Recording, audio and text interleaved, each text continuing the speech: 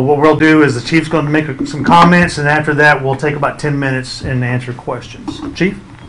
Okay, afternoon. I wanted to give an update on the events that unfolded this morning at 2507 8th Street. I understand that this is an ongoing investigation, so there are probably some things I cannot discuss at this time, but I will try to give you as much information as I can. Today, police received a call this morning about 7:40 a.m. regards to a family violence assault call at 2507 8th Street. The victim reported that her 17-year-old son had assaulted her and pointed a handgun at her. The mother was able to leave that location and contact police. Police arrived, we set up a perimeter, tried to get a hold of the young man inside, Gabriel Varela, and he refused to come out. So our detectives obtained a felony aggravated assault warrant and a search warrant for the home. At that time, because it was such a volatile situation, we had our SWAT team respond. They set up a perimeter. At that time, we began negotiations with Mr. Varela in the house with our negotiators.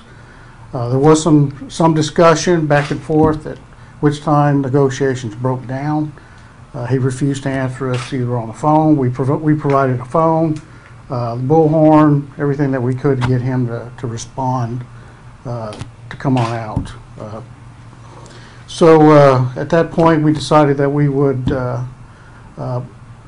at least breach the house, maybe introduce some gas into the house. When the door became open, Mr. Varela fired a round at our police officer, hitting a protective shield. At that point, Mr. Varela then exited the house through the rear, confronted some of our officers back there, and subsequently was shot. Officers provided first aid at the scene. We called in medical, but unfortunately, Mr. Varela passed. Any questions? You know where Mr. Varela was shot? I don't. Could you give us a spelling of his name, just for the record, please? Gabriel Varella.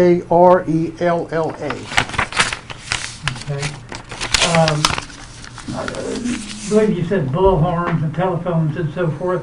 Were your men able to carry on a conversation with him by phone in an attempt to negotiate? Yeah, there was some contact with him. There was some negotiation for him to, tell him that police were out there, that he needed to come out, and he refused. You had a fairly heavy police presence early in the day out there, and they closed off 8th Street. Had you had dealings with this subject before? I don't have any idea at this time whether we've dealt with Mr. Varela or not. Was the shooting by the police officers done by the SWAT team or just regular police officers? Yes, it was SWAT. It was SWAT team. Do you have body cam footage? No, we don't. You do or don't? Do not. You do not? Do not. SWAT doesn't wear body cams?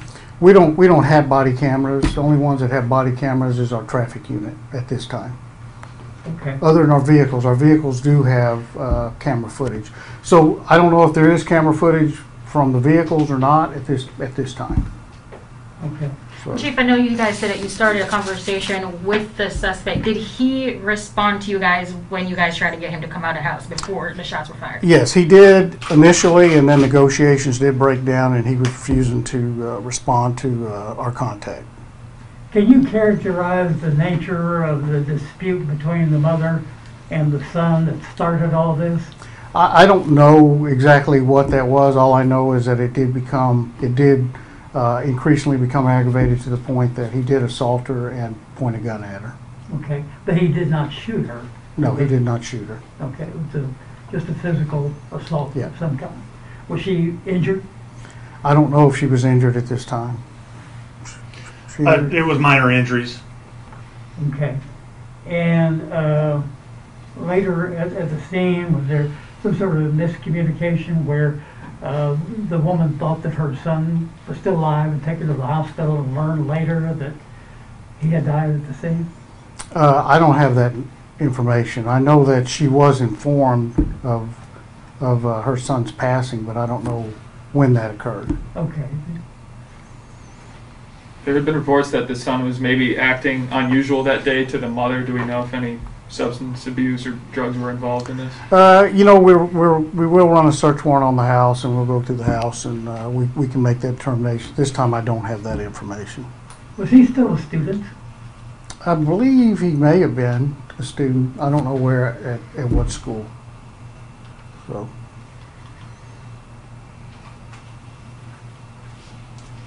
Good. Is that all the questions? Well, we want to thank you guys again. We really appreciate you guys, your work that you're doing out there for us, getting the messages out to the public. And it is one of those horrible days. It's something that we never want to happen to any of our folks, especially a 17-year-old, someone losing a family member like this. And so our hearts go out to them, and our thoughts and prayers and so forth. So thank you so much for being here. And again, thank you for your questions. Charlie, how long has it been since there was another fatal police involved shooting? I have to do the research on that. Somebody asked that earlier, and I would have, unless you can remember off the top of your I head. think the last one was over there off of MLK and by the community center. Okay. Health I center. think there was one at the nightclub where a gang member turned and fired on an officer. Yeah.